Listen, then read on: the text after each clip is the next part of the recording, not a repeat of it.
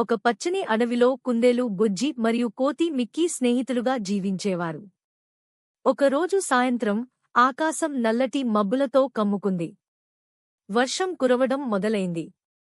గాలులు గర్జించాయి, చెట్లు ఊగిపోయాయి. ఇద్దరూ తడిసి ముద్దయ్యారు. బుజ్జి ఎక్కడో దాక్కోవాలి అని మిక్కీ కేకేసింది.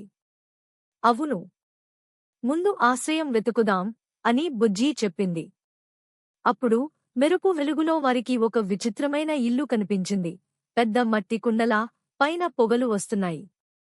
అది మాయకుండ ఇల్లు. ఇద్దరూ జాగ్రత్తగా లోపలికి వెళ్లారు. లోపల వెచ్చని వెలుగు, చుట్టూ తేలియాడే దీపాలు మరియు వంట వాసన. అరే, ఎవరైనా ఉన్నారా అని మిక్కీ అరిచింది. ఒక మృదువైన స్వరం వినిపించింది. నేను ఈ కుండ ఇల్లు రక్షక దేవతను. వర్షం పడుతున్నప్పుడు దయతో వచ్చినవారికి ఆశ్రయం, ఆహారం ఇస్తాను. బుజ్జి ఆశ్చర్యపోయింది. అమ్మో, ఇల్లు మాట్లాడుతోంది. మిక్కీ నవ్వింది. అది మాయకుండ ఇల్లు కాబోలు. వాళ్లకు వేడి పాయసం, పండు జ్యూస్ ఇచ్చింది ఆ మాయకుండ. బయట వర్షం గర్జిస్తోంది, కాని లోపల వెచ్చగా, సురక్షితంగా ఉంది. మీరు ఎప్పుడూ స్నేహంగా ఉండాలి, ప్రకృతిని ప్రేమించాలి అని కుండ దేవత చెప్పింది. ఉదయం సూర్యుడు ఉదయించగా వారు బయటకు వచ్చారు. కుండ ఇల్లు కనిపించలేదు, కాని అక్కడ ఒక చిన్న పూల మొక్క పెరిగి ఉంది. బుజ్జి చెప్పింది, ఇది మాయకుండ ఆశీర్వాదం. మిక్కీ నవ్వుతూ అన్నాడు, మనం ఎప్పటికీ దయతో ఉండాలి. అలా వర్షంలో మాయకుండ ఇల్లు వారి జీవి. పచ్చని వెలుగు, చుట్టూ తేలియాడే దీపాలు మరియు వంట వాసన. అరే, ఎవరైనా ఉన్నారా అని మిక్కీ అరిచింది.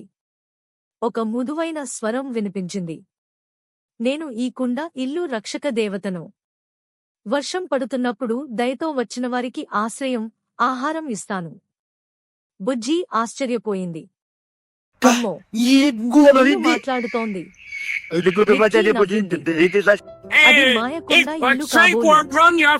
వాళ్లకు వేడి పాయసం, పండు జ్యూస్ ఇచ్చింది ఆ మాయకుండ.